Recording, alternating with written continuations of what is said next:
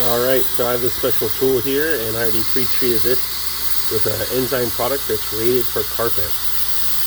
CRI approved. It digests the urine and the bad bacteria, and it creates nitrogen. And so let's go ahead and put this on here, and this is the process of removing the product along with the liquefied urine that's been eaten by the enzymes. You can see this tool pulls all that stuff up, but the idea behind the treatment is it goes into the carpet, through the carpet, which looks like a tarp underneath, and then through all the latex glue on the back, which can still hold a little bit of odor, and it treats the pad also. But the idea here is you put the treatment on, and then you let it dwell for usually 15, 20, 30 minutes, longer the better.